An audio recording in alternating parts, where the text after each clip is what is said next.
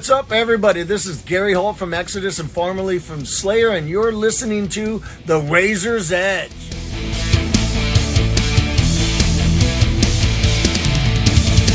Hey, welcome back to The Razor's Edge. My name is Chris. This is a first take, I promise. I'm joined by some legends from Employed to Serve, Justine and Sammy. Thank you both so much for joining me. How are we both doing?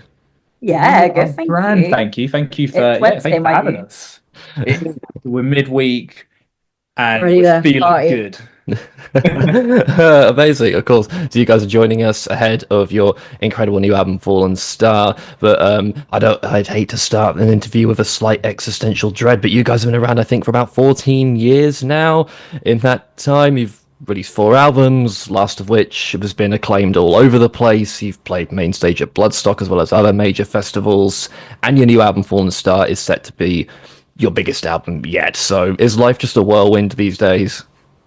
Yeah, absolutely. I feel like it goes pretty fast. Yeah, I mean it's funny, I guess. Yeah, putting it in perspective for when we started all those years ago, when it was literally me and Justine and a drum machine. We've got to sort of do everything we've set out to ever achieve and more by a country mile, because we never thought we'd be in this situation that we're in now. So we kind of ticked all of our boxes in the first year of being a band. Like we just wanted to be on a record label, release a vinyl and play a few shows. So it was quite a humble goals at the beginning. So in the now they're not humble. I want to be just the stadium just set on world domination for Gillionaire. And then every time now and again I have to try and rein her in and be like, oh no, everything's kind of just a bonus at this point. No, money. Nothing wrong with dreaming big. So let's go back to the origin of the band. How did Employed to Serve come to be? So for anyone who doesn't know, me and Justine are married, and we have been together, in fact, since we were 16 years old. So that's half our lives at this point. So by the time we started Employed to Serve together, we'd been in a relationship for like 5 years. So I think at that point we were like, safe to say that we could probably start a band together, and it's not too early on, because starting a band with someone you've just started going out with would maybe be a cause for concern, but we knew we could put up with each other's company, and we thought it would be fun. So So like I'd been doing bands for years. Justine had a keen interest in music, like used to do like photography, didn't you? And design, web pages for bands. And I was wanting to start something new, and you'd sort of voiced interest in like having a go at vocals, and I was just like, it felt like the easiest thing to do, because like I couldn't be bothered to learn guitar or drum. Because I was like, obviously everyone has a different voice and has like different abilities as a vocalist, and it takes practice. But I sort of said to Justine, it's like, with screaming, like if you kind of give it a go and work on the technique, it's like it's something everyone can do to some extent. And then luckily enough, Justine just happened to be quite naturally good at it. Like, you took to it super quick, didn't you? Yeah, pretty much. It was a natural at screaming. Justine was a natural, at scaring the postman every time she was practicing as well.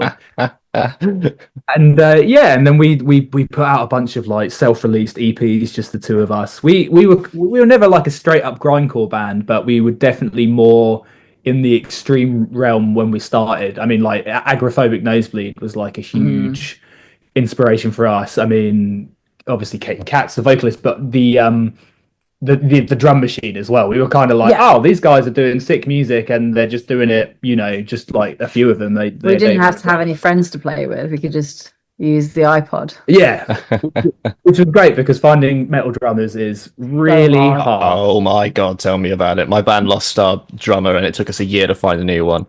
Oh my, it can be a nightmare. You don't need him. Get a drum machine. We love our new guy. He's great. Well, yeah, I'm glad you found someone, because it can be a nightmare. But I mean, we did want to move things into a live band eventually, and that's when we sought out finding some other like-minded individuals who wanted to do the same, and the rest is history, as they say. Yeah, brilliant. I mean, going back to one of your first releases, it might have been your first EP, Change Nothing, Regret Everything. Was that the first? So that's first proper one. First proper Right. one. With organic drummer. Oh, I see. Right. Okay. I was just gonna say because listening to that now, it really does show where you guys have evolved over the years. It's like straight, it's epic mathcore heaviness basically, which is amazing. But obviously, you guys very quickly started adding a lot more elements to really stand above a lot of the bands within that sphere. So was it a deliberate endeavor to grow beyond that sound, or did that happen more organically? Bit of both. Like, so I kind of feel like you can see what kind of bands we were listening to by what album we were like released. So like I kind of feel like at that point we were definitely very much into sort of like 2010 Death Wish era of like our obsession. So sort of like Converge, they're not on Death Wish, but Dillinger Escape Plan, like The Chariot, Norma Jean, like loads of bands like that. We just sort of just started discovering them as we started ETS. So naturally, that's kind of like what we had in mind. And then yeah, like as we kind of progressed, like we've just sort of gone back to like all of like our sort of like metal roots in the sense that we've always like loved heavy metal and like listening to it. And we sort of just sort of embraced a more metal sound like since our like third album, maybe second album. Yeah, I'd say it was kind of going that way quite clearly by Eternal Forward Motion, and then with the change of personnel for Conquering, that kind of really opened the door for us to explore that those kind of roads more than we had in the past, because our drummer Casey's a bit more of a metal drummer as opposed to our previous drummer. But going all the way back to the first EP, I mean, like Justine said, I mean, very much like it influenced by The Chariot, Norma Jean, and Botch and bands like that. Not a lot of time went into writing the songs on our first EP, which I think is, compared to the stuff we put out on our first album is quite clear. But the mission of the first EP was we wanted to get out and play shows, right? Yeah, we needed to write a set. Yeah, like that was why. So we got those songs together and we recorded them in my mum's living room, and when we got it out, you know what I mean? So we had something we could go out and perform live. And then, fast forward to, just a year and a bit later when we're doing Greater Than You Remember, that was a much more focused record. You know what I mean? We really put the time into like write the songs and do the best we could. I mean, by that point as well, we'd been touring for like 2 solid years, so we had a better understanding of what our sound was as a band. And we upgraded from my mum's living room to Grant's studio with Lewis Johns, which definitely gave us the much to his mum's neighbours. Yeah, I do remember our neighbour coming around and being like, "Oh, is this gonna be going on?" It's a thing now. Yeah, and I think from the get-go as well, we've always, I distinctly remember from even the EPs when it was just me and Justine being like, we want to push the sound, like, probably saying to our, 10 Facebook followers, like, hey, get ready for some like quirky stuff because we're not going to stay in one lane. So big things coming. Big things coming soon. Yeah. So I think it kind of it speaks to our evolution as a band that we always switch things up. We also just really enjoyed playing the more metal stuff live. I kind of feel like, especially when we were like lucky enough to start playing festivals and like bigger venues, like it just doesn't hit as hard, like because like how like echoey venues are. Like I feel like the sort of more mathy things is like sort of sound is like more like a club show sort of enjoy, like you enjoy it more in a club show over like a big cavernous venue or a field. So I think that kind of like led into it played a part, yeah. And like you say, just kind of reigniting our love for bands. I mean, my no pun intended, my point of entry to like metal and stuff was more like straight up metal and stuff, like big fan of all the 90s like Roadrunner stuff, and that was kind of coming full circle for me, and the love for that music never went away. And my interest personally kind of for writing songs that had more of a melodic kind of thing going on it kind of came to the forefront, after spending years in sort of extreme metal bands and writing songs that, like our early stuff, where nothing repeats. It's one riff, then it's another riff, and and like just keeps going and going.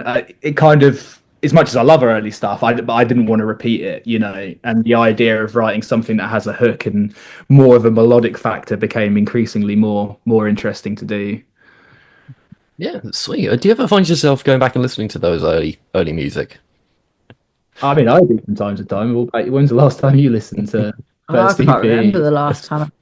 My vocal style wasn't very road tested back then. You've definitely, yeah, you've your range has improved. Like The it's squawk, pretty, that squawk is less. that first EP as well is yeah, pretty in You can hear the lack of technique. vocal. It's raw. It's meant to be. Yeah. Oh, But yeah, like I think it's interesting to go back. I don't like to do it like too often because obviously you know it can be a sort of dangerous path going down. humbling. Yeah, I've also as well. I always found it interesting that like I mean we have undoubtedly changed, you know, sound wise quite a lot as a band, but also going back to the first album, there's some songs where it's more evident, and there's other songs where I'm like, oh no, we could still play that in our set today, and it would work, which is always nice to know. It's like you want to change as a band, but you don't want to be completely, you know, unrecognizable. I suppose You don't want to be a new band halfway through your career. no. Oh, fair enough. Fair enough. So to bring it up almost to the current day, your last album, Conquering, if you can believe it's nearly 4 years old at this point, was extremely successful, really well received. I think it's fair to say you picked up quite a new fans off the back of that one in particular. Given how well that album went though at the time, did that inform how you wanted to approach the follow-up album, how you wanted to approach Fallen Star? Yeah, I'd say so, right? Yeah, it further solidified what direction we wanted to go in because like Conquering was our sort of foray into like more straight up metal. Now that we had Casey, a more metal inclined drummer, and like that was us sort of like kind of don't want to say dip off footing because like we definitely jumped in with it, and like it just sort of solidified that is the direction we wanted to go in. And I feel like Fallen Star jumping onto this record is like sort of more fully realized. Yeah, 100%. Like I think the sort of more metallic things were, you know, always going to be sort of like a mainstay moving forwards. But the thing, like Justine said, you know, kind of not testing the waters to like, oh, we definitely wouldn't have progressed any further if it hadn't have, you know, been well received. But Mark of the Grave, I think, was the big kind of tester for that record because that was the like, you know, probably the most curveball song from the album and like, you know, quite different for us. And I think since that was well received and has become a bit of a mainstay in our set, it was reassuring to be like, okay, we can explore these like Yeah. big choruses, you know, in fear that we're not going to lose all of our fans. Cool. Was there ever a sense of we need to find a way to top Conquering, like because it did really well? Did you go into Fallen Star? Was there pressure going into it?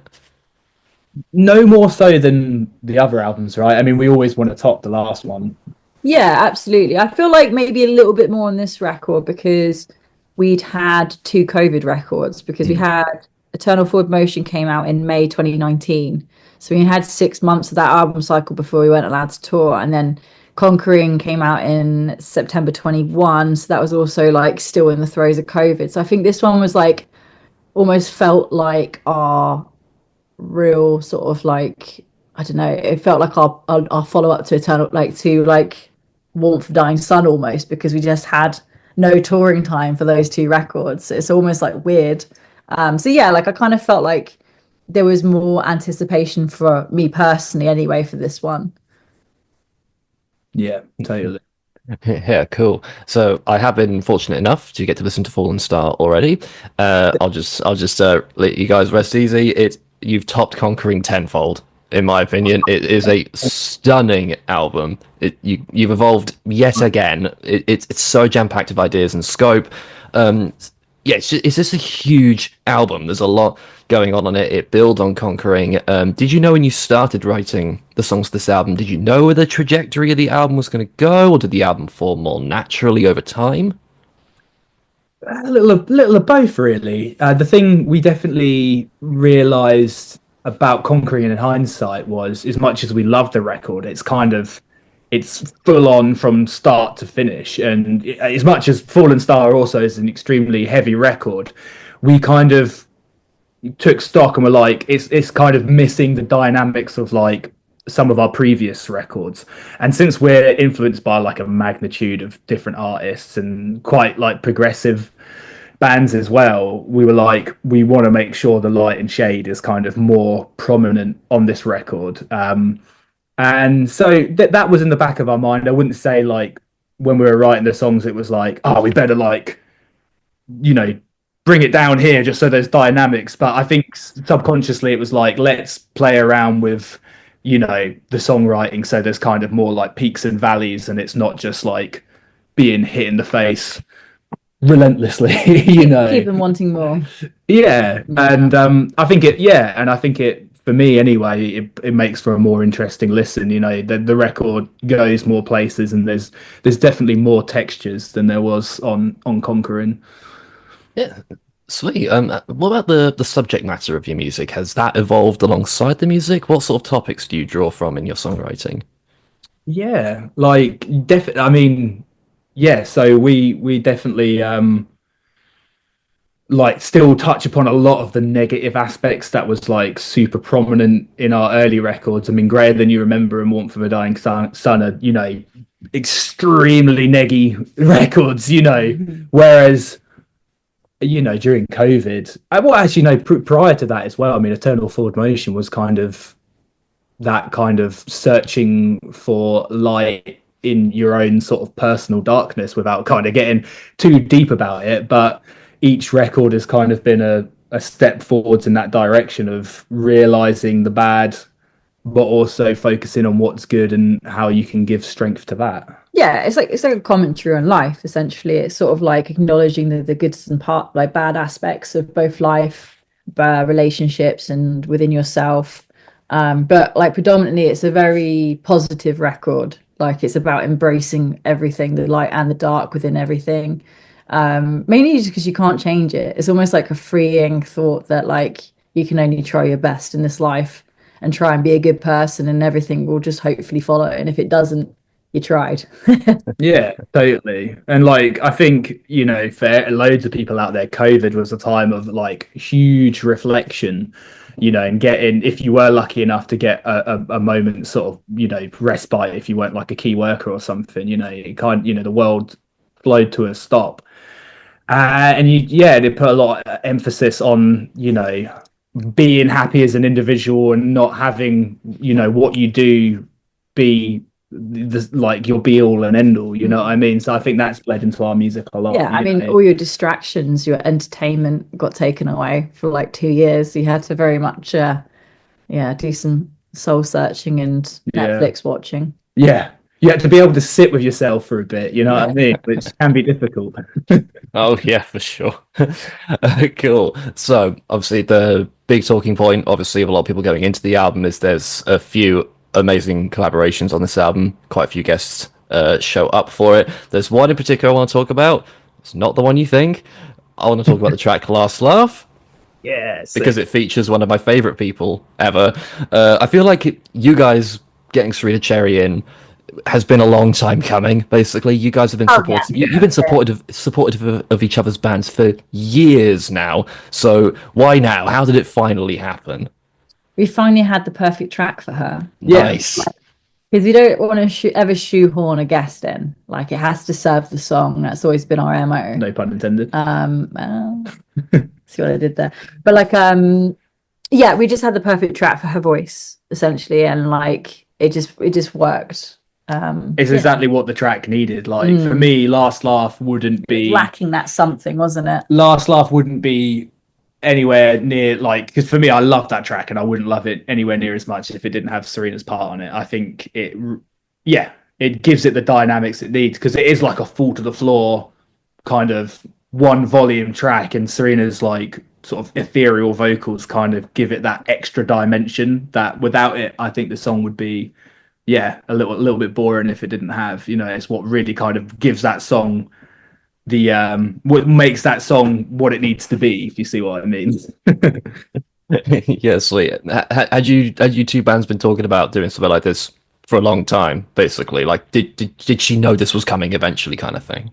Not really. So we're just kind of friends. Mm. So yeah, she lives down the road from us, so we see her quite frequently. And it was just one of those like we were just like, let's get Serena on it. Yeah, it was never like a real planned thing. It just sort of like the song came up and Yeah. We knew it yeah. wouldn't be a surprise if something came along that we thought Serena would work well on, but like, yeah, we'd never talked about it like, oh yeah, we gotta hook something up. And Mm. yeah, I mean, God, we've been playing shows with Svalbard since we both really started as bands, Our and we like go all tour the way back. together was 10 years ago last year. But you would tour again, I think. Holy shit, it was our Yeah. first, yeah. Christ. That would be mind blowing if we could get you both on a bill for sure. Right. Yeah, I've interviewed Serena a few times, and she's one of those people that's like, "You're too nice. You're annoyingly nice. Like, why are you so perfect? It's just fuck's sake." Anyway, so obviously, I've got to talk about Will Ramos because everyone's talking about it. So, how the hell did that happen? We had like, so we knew we wanted someone with a voice like Will's on the track, like, because Atonement is an interesting song where it's in equal parts a really brutal sounding song, but it also kind of shows our love for bands like Judas Priest and stuff with like the twin guitar leads and stuff like that. And we just thought it'd be really cool to have that juxtaposition of like brutal vocal and also, well, to be fair, we didn't know we were going to get the clean, The croons were we a didn't know we were going to plus. get that, but we thought it'd be cool to have the cleans in the chorus mixed with brutal sounding vocals. And obviously, when you're talking about those kind of vocals, who's the main name that's going to come up? It's obviously Will Ramos, the man. Yeah, the 10 in 1 vocalist. Yeah, exactly. So we were fortunate that we had like a direct, link to be able to speak with him through, having someone in our camp who had his contact. And we shot our shot, and he was down to do it. And as a bonus, we got him singing as well. I mean, we put it out to him like, hey, can you do this verse? Obviously, if you want to kind of get creative with it, then by all means. But he just, yeah, he sent it back, and we're like, oh, holy shit, he's sung on it as well. Yeah, I remember seeing an interview with him recently. He was like going, I love singing, but I never get to do that with Lorna Shore, so it doesn't surprise me that he jumped at the chance to do it for you guys." So many people in the comments going, "Oh my god, he can sing as well." God damn it. This guy. It was news to us as well, because I don't think I mean, we were, obviously well versed in Lorna Shore's music, but we hadn't seen his, his covers on YouTube and stuff. So yeah, it wasn't even like because I think if we'd known, maybe we would have like asked him to do it, but Yeah. made it even more exciting that it just came back with Yeah, it was fun. that on there. Amazing. I'm sure it hasn't escaped your notice, but if you go to the music video for Atonement, there are a lot of people saying that they discovered that song because Will Ramos was on it. You've got a lot of the Lorna Shore fans coming in. So I was curious, like, when you're working with other musicians, how much of it is a fun creative exercise to work with other different musicians with different ideas, and how much of it is we're trading fans, so to speak? What's the dichotomy there? I think it both kind of bleed into each other a little bit, because one of the key messages that we're really trying to get across with Fallen Star, and also this kind of, heavy metal unity saying that we're championing, is that there really is a lot less kind of walls between all the subgenres these days. I love the fact that Lorna Shore are these, they're making this super extreme music, this super unapologetic music, and it's reaching an audience, like a huge audience, compared to like what we're used to seeing bands of a similar ilk kind of reach. And I think for us, it's kind of like, well, how far can we push this? Who else can we, who else can we personally work with that can like branch our sound out and, maybe try and resonate with, fans of an artist who doesn't sit neatly within our box. And I guess obviously, rule 101 as a band is you're always trying to grow and reach a new fan base. The big one we did was like the Ash Nico collab back in like, was it 2020? I can't remember. Yeah, it was. Yeah.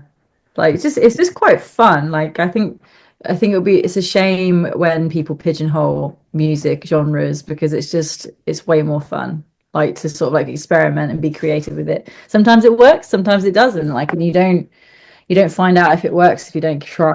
Oh my What was that? Something fell. fell over. Yeah, no, that's a good one to bring up because I remember that was actually a turning point for me personally, anyway. Because I remember the Ash Nico thing came in, and I was a bit like, I don't know, is this too We weird? were a little bit worried, like they're gonna think Yeah, we're like trying to, I don't know, do like a pop with cash grab or something. yeah, and I think seeing the response from that was like, oh no, people are, yeah, I don't know. I think it's so much, particularly from COVID times to now, has changed, and people are more open-minded to kind of like, you obviously want to keep your identity as an artist and not be like, be like Kiss and be like, we're going to write a disco record now. But like, I think people are more, yeah, susceptible to like bands experimenting with their sound now, which is awesome.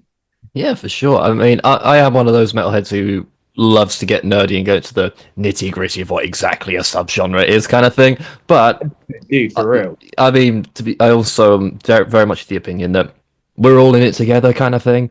Like if you stick with one subgenre, you've lost a lot of amazing music there. So I think, yeah, you guys collaborating with Serena Cherry and Will Ramos, and of course Jesse from Killswitch Engage. I had to talk. I mean, I know that song's not out yet, but I'm just telling everyone watching, you're not ready for this song. It's incredible. So, Oh, thank you. how did this one happen? Once again, we wrote the song and we had the person in mind.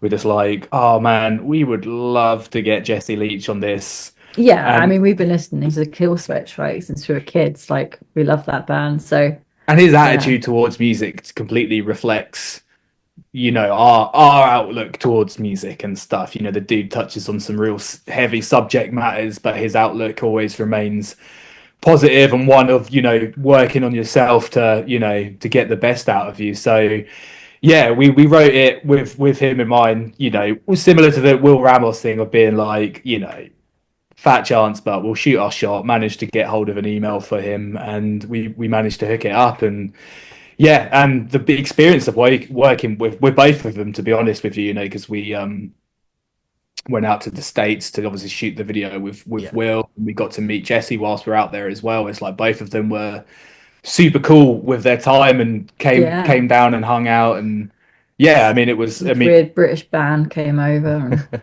yeah, and started yelling at him. Awesome with Will because we're big fans of Lorna Shore, but with Jesse it's different because, like we were saying, we've listened to the dude's music for such a long time.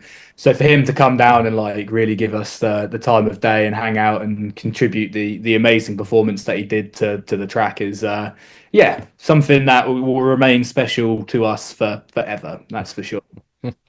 I'll bet. I mean, looking forward to the future though. If you were to collaborate with any artist, who would you want it to be? Oh, there's so many. Me personally, probably Chino from Deftones.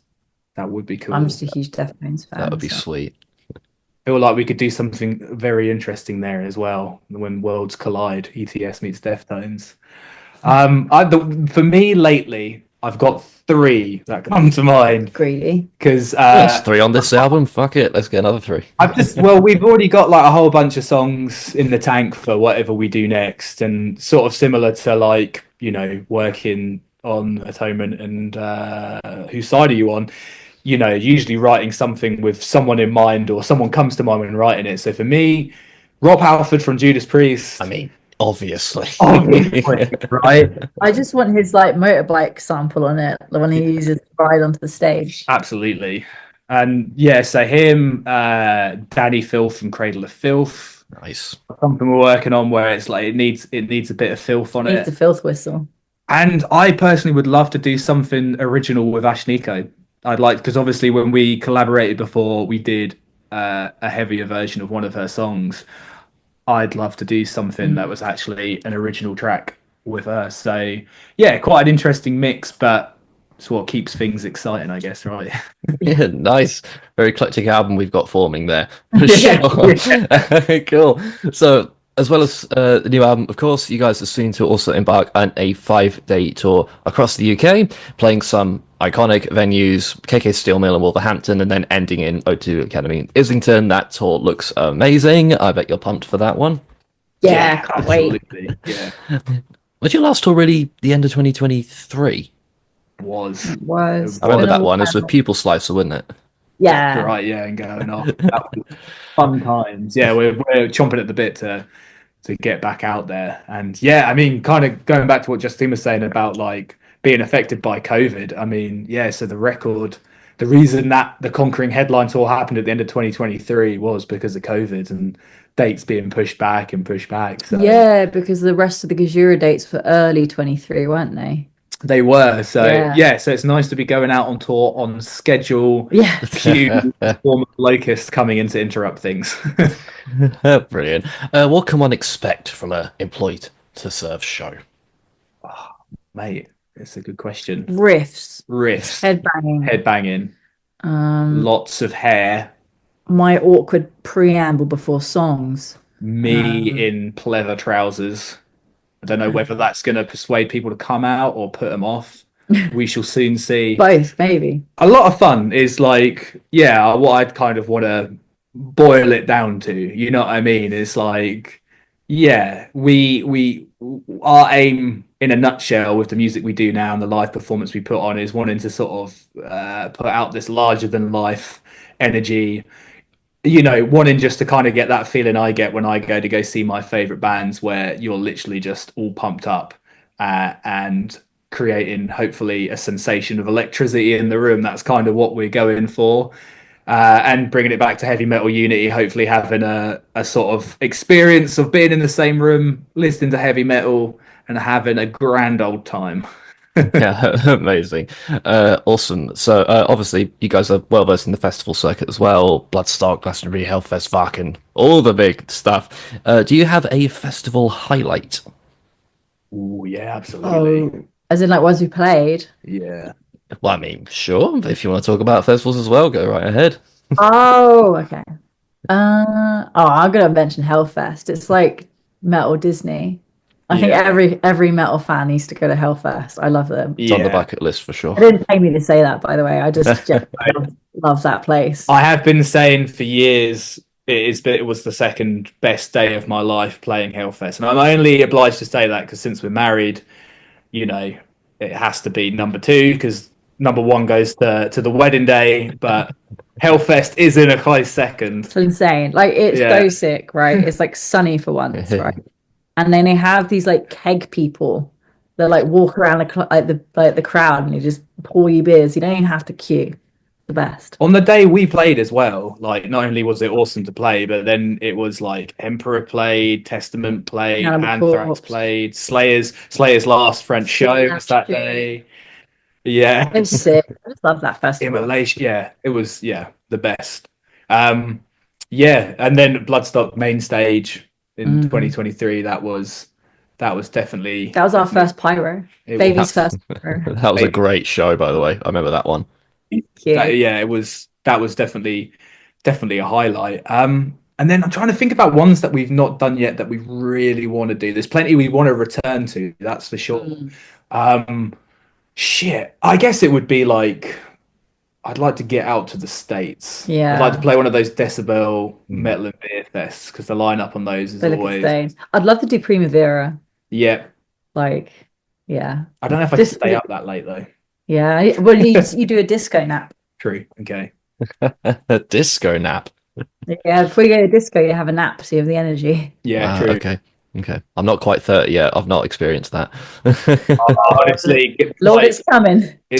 Even in my mid to early 20s, the disco nap was real. And the best thing to do as well, just on that note, is if you're doing like a 20 to 30 minute power nap, drink a coffee before the nap. And then when you wake up, the caffeine hits. Oh, yeah. Boom! It's so lit. You're off. This is it's like the nap. Yeah. This is life advice with Employed to Serve. Yeah. I'm curious though. Do you prefer playing club shows or festival shows? Ooh, both have. I like both. Yeah. Like I like them for different reasons. Club club shows because they're a bit dirty and like, do you know what I mean? They're just a bit Yeah. grittier. And then Usually festivals, cheaper beer as well. Yeah, by quite a hefty margin. and then festivals because it's just sort of like you have more space and you can do more of like production and there's a lot of new faces, like new people. So like you're sort of like trying to win people over, which is kind of fun. You kind of feel like a flea market salesman and they're like walking by and they're like, oh, what's that noise? Yeah, And then you got to reel them in into your little world. you're showing them your wares, going, "Do you like this? Do you like these watches? Are you interested in this?" Yeah, there's that certain like Yeah. intimate feeling you can't replicate without playing in a club. You know what I mean? Just that like suffocating atmosphere of just sweaty bodies all piled into like one place. Inhaling the sweat condensation. Yeah, exactly. Yeah. And then sometimes, like, I mean, there's two types of like festival energy. Like, you got the one we were very fortunate to get a Bloodstock where, you know, being as it's a UK one where people, you know, kind of know who we are or at least have an idea. There was sort of some anticipation there and people were like bang up for it. And then in other cases where I'm quite happy to play to like the stony faced crowds as well, where they're kind of going like, Oh, my favorite are like the prove it crossed to me. arms. Just impress me.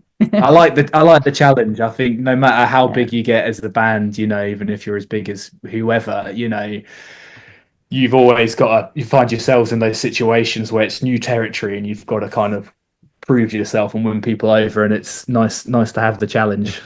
Yeah, I always like the arms folded guy, and then they'll come up to you afterwards and go, "That was a great set," and I'm like, well, "You could have like, you know." That was the best day of my life. Yeah. It's like, okay, you could have, you know. Yeah. As long as everyone's having a good time.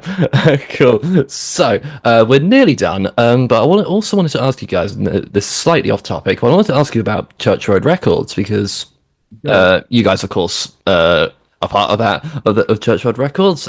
You have some amazing bands working with you guys, including Forlorn, who I interviewed recently.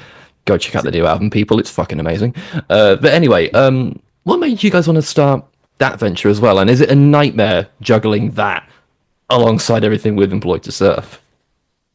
We've kind of like, in terms of juggling, it's not so bad because like they're quite intertwined and like they're quite easy to sort of like, they're equally quite easy to sort of like do in shifts. So I almost like spend half like or like a third of my day doing one thing and then flipping. So it's not so bad. They've kind of almost coexisted for quite a long time. That it's like second nature to flip between the two. Well, we kind of the real test was our touring scheduling 23 and also 22, where they were the busiest we've ever been as a band, and also I think 2023 saw us release the most music we ever have as a label as well. And I think, you know, as crazy as it was, the fact that we were able to do it and not completely fall apart at the seams was like, okay, this is manageable. And you know, when we're touring as well, it's actually really nice to have that purpose because it's all structure as well. Yeah, it's so easy to get brain rot when you're on tour because you're like all you're doing is traveling just to play like an hour. So you have all of this, or even half an hour if you're reporting. So you have all of this dead time where like you find yourself just doom scrolling or staring into space or eating badly. So having that sort of like almost office schedule where you take yourself off in wherever country you are to find a nice little coffee shop to do your emails is actually quite nice. Yeah. And like I feel like I like deserve my doom scrolling afterwards. Yeah, because otherwise it's too much. I mean, sitting in the green room and just rotting away is tedious. So nice to have a distraction. Yeah, for sure. How do you find new bands for it? Oh, it's a mixture, isn't it? Really? Yeah. They find us, and then like we tend to like find bands, like especially if they play with our bands, like we sort of notice like names thrown around, and we're pretty good at like sort of keeping on top of like new releases on Bandcamp, on playlists, and we like read The Razor's Edge and like loads of other publications as well. So it's sort of like, yeah, it's a mixture. Yeah, we get some that we approach, and then vice versa. Some people like, you know, reach out to us, and you know, we do check everything we get sent like in our inbox, just because, you know, we found so many like incredible bands that way.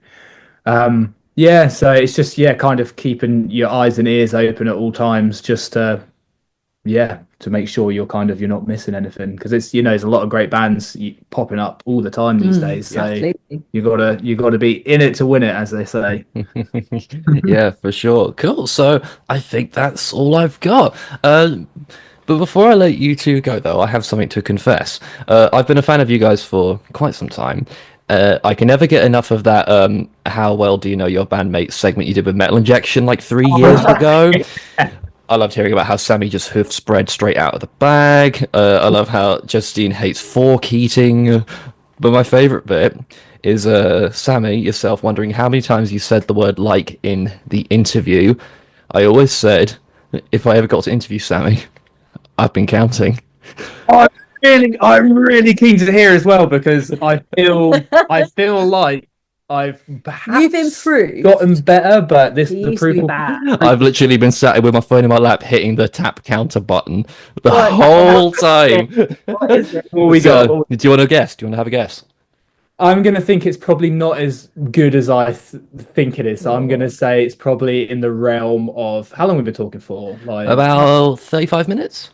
oh, so then it's easily got to be like One. 100. Ah, 100. I'd say I reckon 100 plus. 18. Yeah, maybe I'm being a bit overly. Yeah, I don't know. 50. 50. I'm saying 50. Oh, you're close. 58. Whoa. Hey. Now I'm Yeah. so used to it. So hard. It's a connective word that I just can't get shot of. Like, even when I think I'm 58. even when I think I'm like being really like, How many fuck, this is like, there it is. your life are you wasting on that We're on word? 60 now. It's so Jesus. difficult. It's so ingrained. It's you either say or like, or neither of them. But if you're that way inclined, it's either like or Like the American like sitcom teenage girl, like Like, yeah, it's like play with like. Brilliant. Thank you very much. I've been planning that all week, man. It's word count with like. I know, right? There's going to be nothing about without. If we can, like, if we fuck, if we cross paths again, you have to do it. Although maybe we'll have to get someone from like another publication, because otherwise I'll be on my best behavior with the Razor's Edge next time. It'll be in the back of my mind. You need to speak with someone else at like another publication. I think you'll panic and then overcompensate with it. If I have a bad day, there's no stopping the likes as well. They'll be tenfold. Oh, fantastic. I mean, that went better than I could have possibly expected. Oh, God. Okay. So, thank you guys so incredibly much for this. For everyone watching, make sure you check out Fallen Star. It drops on April 25th and get tickets for the upcoming Employed to Serve tour. I've been Chris with The Razor's Edge. Thank you guys for joining me. Thank you all for watching, and we'll see you in the next one.